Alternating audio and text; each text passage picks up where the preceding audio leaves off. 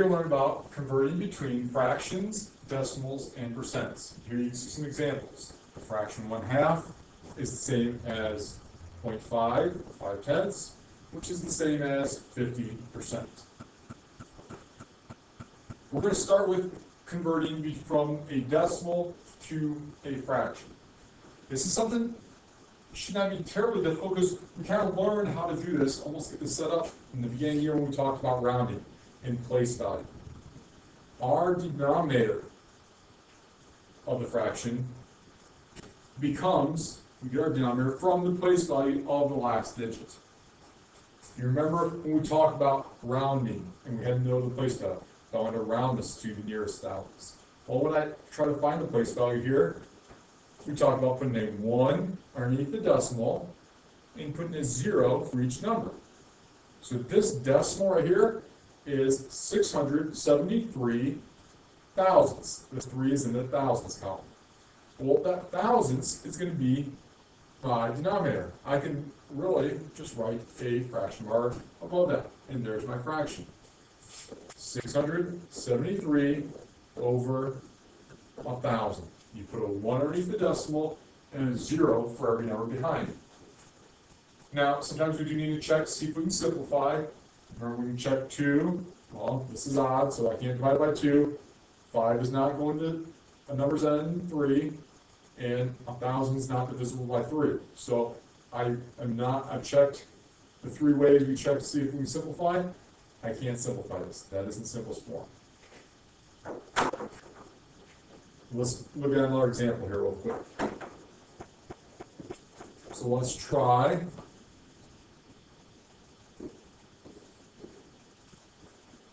0.4. All right, a little smaller number here.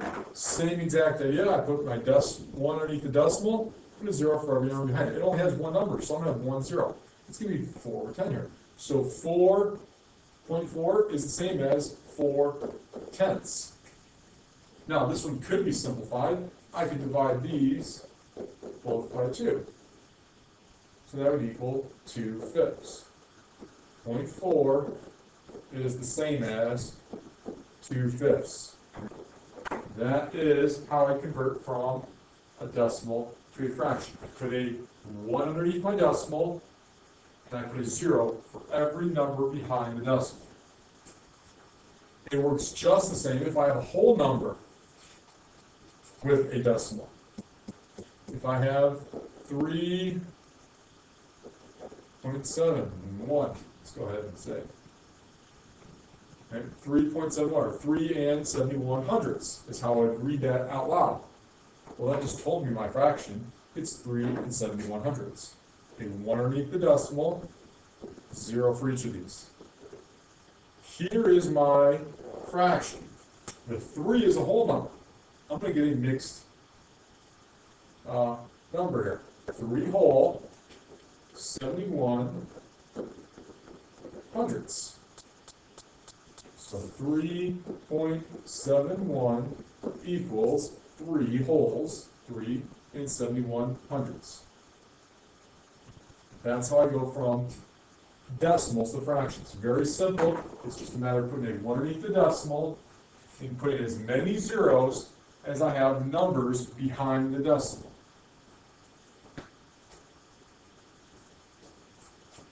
Fractions the decimal. Very simple if we remember what the fraction bar means. We talked about this before. The fraction bar, right, means divide. So 2/5 means 2 divided by 5. This fraction bar right here means divide. It is 2 divided by 5, not 5 divided by 2. It's 2 divided by 5.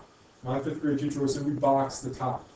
The top number is what goes inside of the division sign here. We box the top. 2 divided by 5.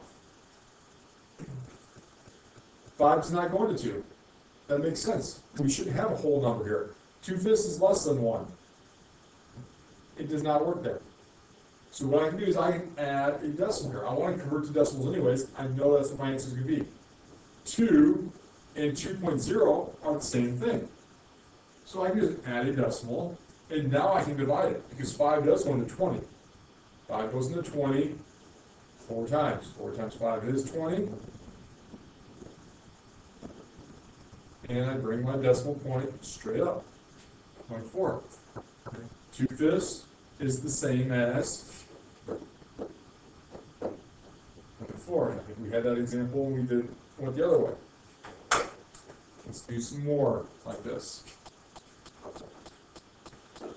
7/8. Well, I box top. I want to convert that into a decimal. I take the 7 and I divide it by 8. Is 8 going to 7? No. So I'm going to add a decimal and add a 0. 8 will go into 70. 8 will go into 70. I'm going to make my fraction part here a little longer. 8 goes into 70 8 times. Okay? It doesn't go into 7. You can put an X, you can put a 0, you can leave it blank. I like to put something above every number, so I would either put a 0 or an X in there. Now, 8 goes into 78 times. 8 times 8 is 64. 8 and 8 till sick forevermore. 70 minus 64. Well, I'm going to borrow here. We've got a 6. 10 minus 4 is 6. 6 minus 6 is 0. Not done. I'm not going to write remainder 6. I keep going until I have no remainder left, nothing left over. So I just put another 0. 7 is the same as 7.00. Bring down my 0. 8 goes into 60. 8 goes into 60 7 times. 7 times 8 is 56. 10 minus 6 is 4. 5 minus 5 is 0. Don't want a remainder. Add another 0. I can keep adding zeros forever. It does not change the value of the 7. 7.0 with 1,000 zeros after it is still the same as 7. Okay. Bring that down. 8 goes into 40. 5 times. 5 times 8 is 40. Now I have 0. Now I don't have to add any more zeros. I'm good. I have no remainder. Bring my decimal point straight up. Don't forget that. So 7/8 is the same as 875. 875 thousandths. They're equivalent to each other. They are equal to each other.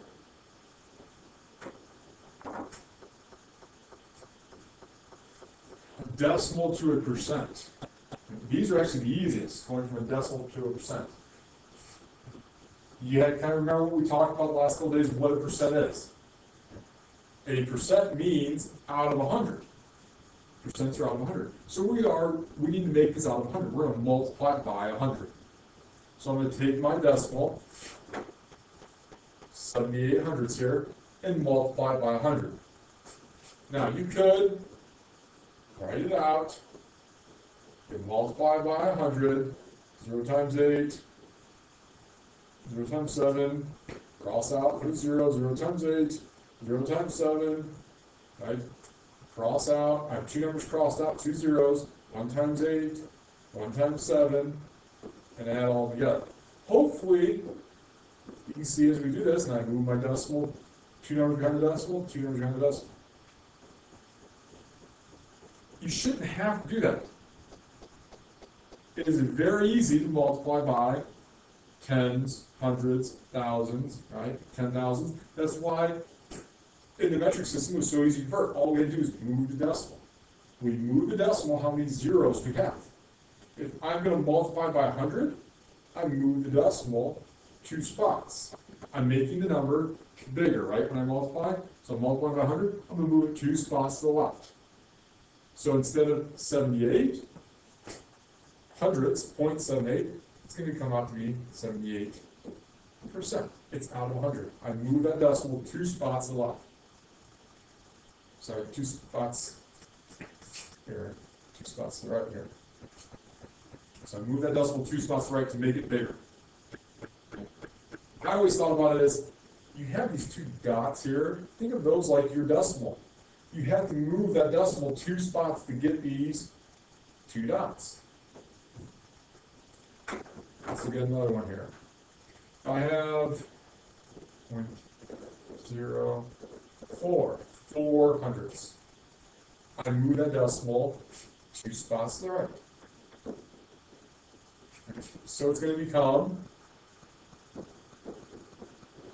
as a percent, 0.04 equals 4%, or 0.4. Right? I would be able to get rid of 0, and my decimal's now going to be back here. Okay? It's behind the 4. I don't need to write 0.4, it's just 4. If I had even a bigger number, let's go with 3.17. If I want to make that into a percent, still I'm moving the decimal 2 spots to the right. I'm making it bigger. Now it's 3.17 equals 317%. It's over 100% because I started with more than 1. Right? It's over 100%. It's 317%. Going the other way, from a percent to decimal is almost identical. Instead of multiplying by 100, what do you think we do? Hopefully you thought in your brain, we are going to divide by 100. To go back to a decimal, we are going to divide by 100. So I'm going to start with 23, and I'm going to divide that by 100. Once again, I could do it and do the long division. 100 is not going to 2, 100 is not going to 3. Add a decimal, just like we do with fractions, and add a 0. 100 goes into 230.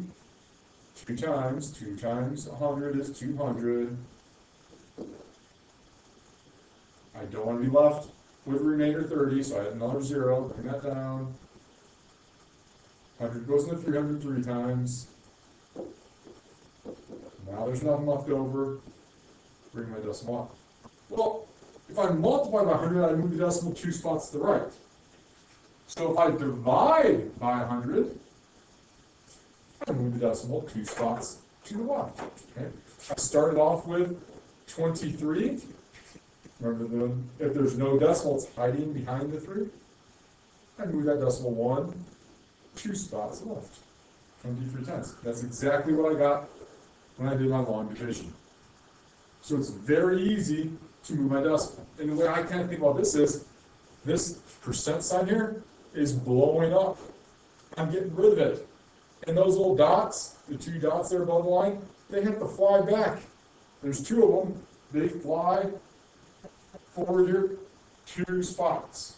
It's kind of a way you can kind of think of it as well. Let's do an example here.